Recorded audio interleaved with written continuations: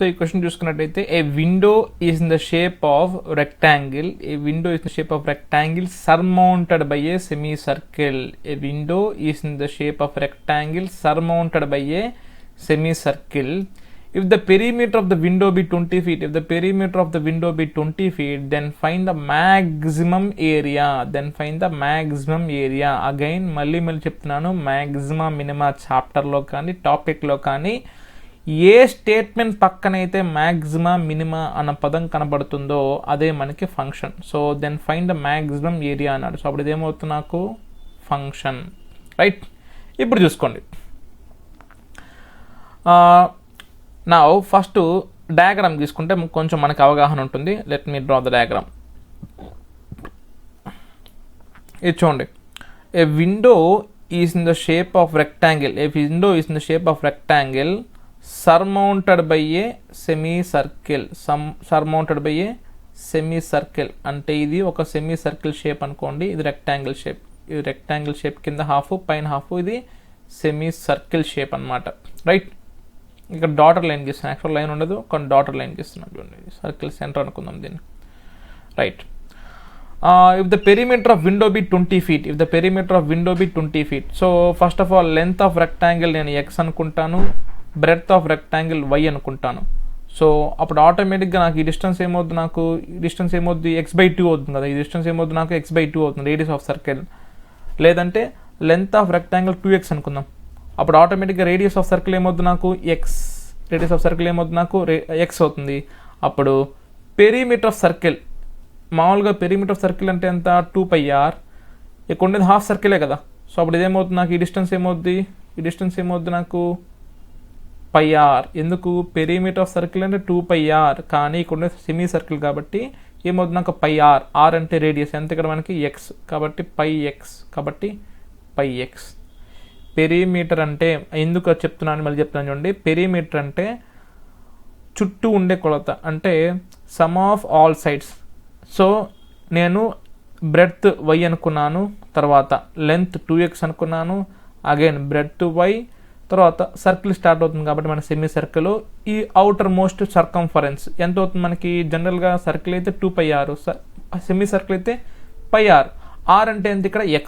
ఎందుకు, అది nothing but length of రెక్టాంగిల్కి ఈక్వల్ అవ్వాలి కదా మనకి డయామీటర్ అనేది, అప్పుడు రేడియస్ ఏమవుద్ది దాంట్లో హాఫ్ అవుద్ది. సో ఇది x అనమాట. చూడండి, let me right with more clarity. Now let the length of rectangle, let the length of rectangle be 2x meters, let the length of rectangle be 2x meters, and breadth of rectangle be y meters, breadth of rectangle be y meters అన్నమాట. అప్పుడు ఆటోమేటిక్గా radius of circle ఏమవుద్ది నాకు ఆటోమేటిక్గా, so radius of semi circle ఏమవుద్ది, radius of semi circle ఏమవుద్ది నాకు X metres అవుతుంది, రేడియస్ ఆఫ్ సెమీ సర్కిల్ ఏమవుద్ది నాకు ఎక్స్ మీటర్స్. ఎందుకు, ఇట్ ఈస్ సర్మౌంటెడ్ అనే రెక్టాంగిల్ కదా, ఇట్ ఈస్ సర్మౌంటెడ్ అనే రెక్టాంగిల్ కాబట్టి రెక్టాంగిల్ లెంత్ ఎంత ఉంటుందో ఆ సెమీ సర్కిల్ డయామీటర్ కూడా అంతే ఉంటుంది. అప్పుడు రేడియస్ ఏమవుతుంది నాకు ఆ లెంత్లో హాఫ్ ఉంటుంది. ఎందుకు, డయామీటర్ 2x, ఈ మొత్తం ఎంత ఉంటుంది నాకు 2x, ఇది ఎంత ఉంటుంది నాకు x. ఓకే, కావాలంటే ఫ్రమ్ ఫిగర్ అని రాస్తాను నేను, from figure radius of semi circle is x metres. కానీ మనకి రేడియస్తో పని లేదు, ఎందుకు, పెరిమీటర్ అంటే దాని సర్కంఫరెన్స్తో పని. So therefore circumference or perimeter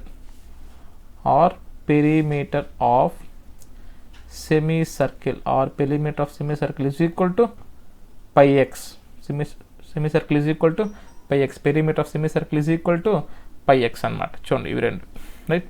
length of rectangle 2x, breadth of rectangle y అనుకున్నాం. తర్వాత సెమీ సర్కిల్ పెరిమీటర్ వచ్చేసి πx. ఇప్పుడు టోటల్ పెరిమీటర్ ఎంత మనకి, టోటల్ పెరిమీటర్ ఎంత ఇచ్చాడు 20. చూడండి గివెన్ ఇచ్చేసారు కదా, గివెన్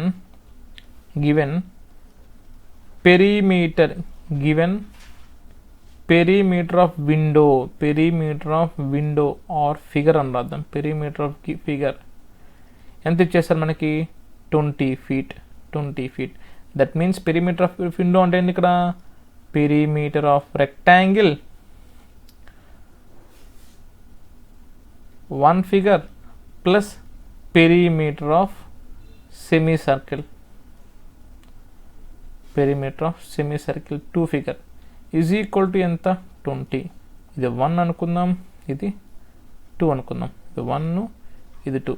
ఎంత is equal to ఎంత 20. అయితే పెరిమీటర్ రెక్టాంగిల్ మనకు జనరల్గా ఫార్ములా ఏంది 2 × L + B. ఎప్పుడు అది ఇలా ఉంటాయి, ఈ సైడ్ 4 సైడ్స్ ఉంటే అప్పుడు అది 2 × L + B. మనకి ఇక్కడ 4 సైడ్స్లే ఉండే, 3 సైడ్సే కదా. సో y 2x y అంటే 2y + 2x plus perimeter of semi circle πx is equal to 20 is equal to 20. నీట్గా రాసాను చూడండి. therefore 2y + 2x + πx is equal to 20 is equal to 20. So అప్పుడు నాకు 2y ఏమవుద్ది, నాకు 20 - 2x - πx ఇలానా రాసుకోవచ్చు, లేదా x కామన్ తీసుకోవచ్చు. 20 - of x × π + 2 ఆర్ 2 + π. ఇది నాకు 2yకి ఉండేది రిలేషన్ అనమాట. ఇది నాకు హింట్ అవుతుంది, ఇది హింట్ అవుతుంది. ఓకేనా, చూడండి ఇటు వరకు నిదానంగా అర్థం చేసుకోండి. ఫస్ట్ నేను లెంత్ ఆఫ్ రెక్టాంగిల్ 2x ఎందుకు అనుకున్నా అంటే, ఎక్స్ అనుకున్నా అనుకోండి నాకు రేడియస్ x/2 అవుతుంది. అంటే డినామినేటర్లో ఫ్రాక్షన్స్ ఉంటే మనకు కష్టం కదా మామూలుగా, కాబట్టి నేను 2x అనుకున్నాను. అప్పుడు రేడియస్ ఆఫ్ సర్కిల్ ఏమవుతుంది, నాకు x అవుతుంది. So length of rectangle 2x అనుకున్నాను, బ్రెడ్త్ ఆఫ్ రెక్టాంగిల్ y అనుకున్నాను. ఆటోమేటిక్గా నాకు సర్కిల్ రేడియస్ x వచ్చేస్తుంది, సర్కిల్ సర్కంఫరెన్స్ వచ్చేసి πx, ఎందుకంటే సెమీ సర్కిల్ కాబట్టి అది. అదేవిధంగా నాకు పెరిమీటర్ రెక్టాంగిల్ ఫార్ములా తెలుసు, అండ్ రెండు కలుపుకుంటే ఎంత రావాలి నాకు 20. ఇప్పుడు చూడండి క్వశ్చన్ ఏమి ఇచ్చాడు, ఫైండ్ ది మ్యాక్సిమం ఏరియా. అప్పుడు ఫంక్షన్ ఏమవుతుంది నాకు area. therefore f(x) is equal to area of the figure, area of the figure or window, area of the figure or window. So total area ఎంత వస్తుంది నాకు, area of figure 1 plus area of figure 2, area of figure 1 plus area of figure 2. Area of figure అంటే మనకి first ఇది rectangle కదా, ఇదే కదా first ఇది రెక్టాంగిల్ ఏరియా ఎంత వస్తుంది నాకు, లెంత్ ఇంటూ బ్రెడ్త్. సో దానికి మనకి ఈ సైడ్ పనిలే, ఈ సైడ్ ఓపెన్ ఉన్నా కూడా మనకేం సంబంధం లేదనమాట. పెరిమీటర్ మాత్రం ఎందుకు ఈ 3 సైడ్స్ కన్సిడర్ చేసుకున్నా అంటే, ఇక్కడ ఓపెన్, ఈ సైడ్ ఓపెన్ కాబట్టి చూడండి ఇలా ఉంటుంది మనకి.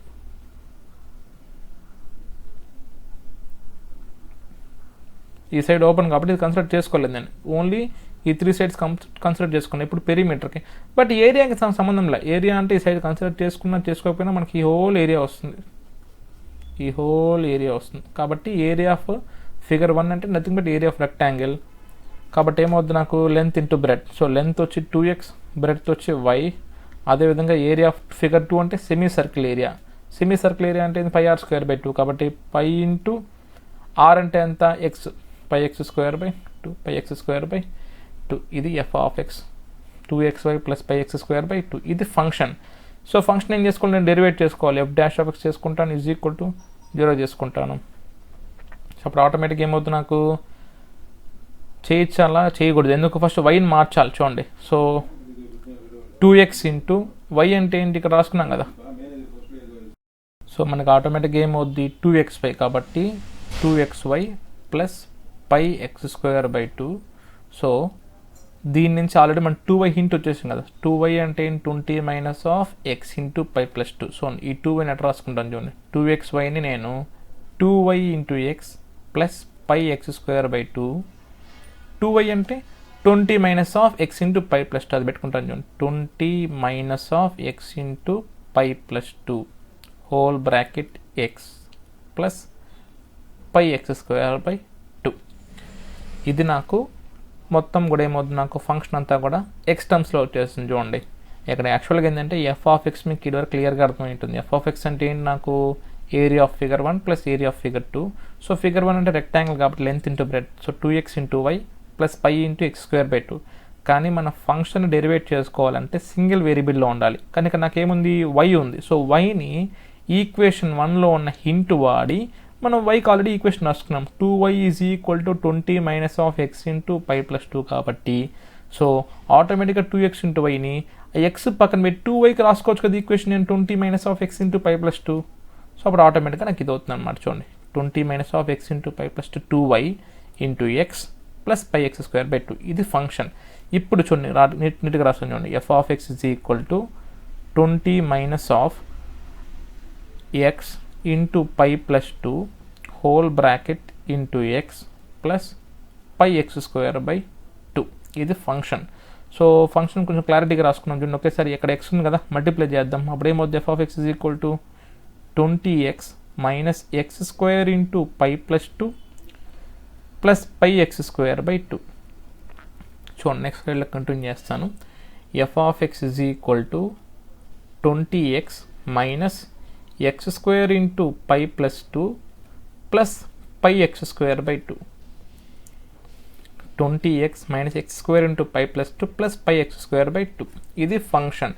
సో యాజ్ యూజువల్గా మనకి మ్యాక్సిమా మినిమాలో ఉన్న టెక్నిక్ ప్రకారం ఏం చేసుకోవాలి, మనం ఎఫ్ ఆఫ్ ఎక్స్ కనుక్కున్న తర్వాత ఎఫ్ డాష్ ఆఫ్ ఎక్స్ కనుక్కొని దాన్ని ఈక్వల్ టు 0 చేసుకుంటాం. సో అప్పుడు ఆటోమేటిక్గా ఎక్స్ వాల్యూ తెలిసిపోద్ది.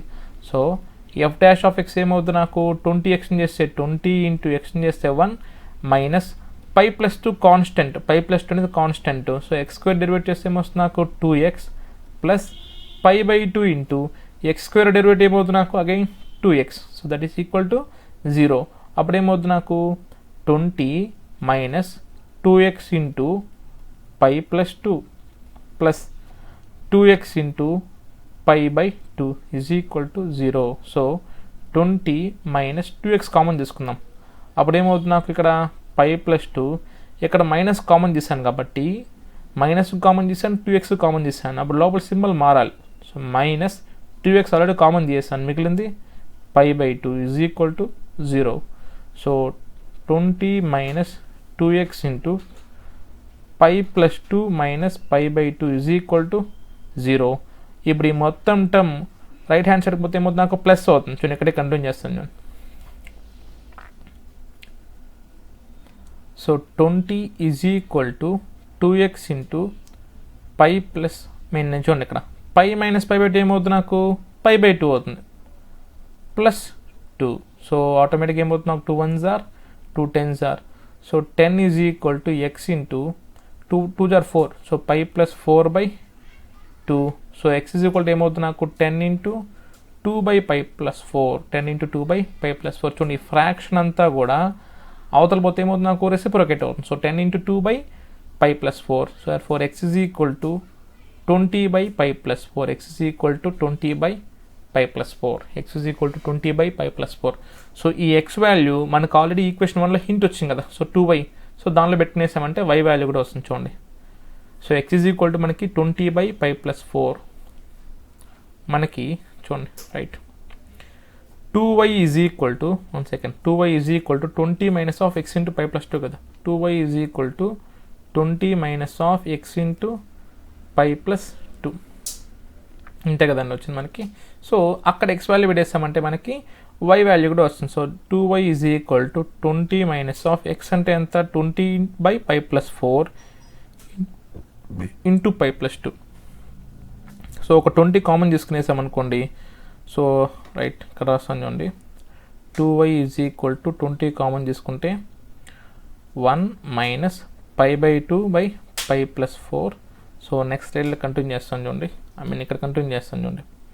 So 2y is equal to 20 into pi plus 4 minus pi minus 2 by pi plus 4. So pi cancel, 4 minus 2 2. So 2y is equal to 20 into 2 by pi plus 4.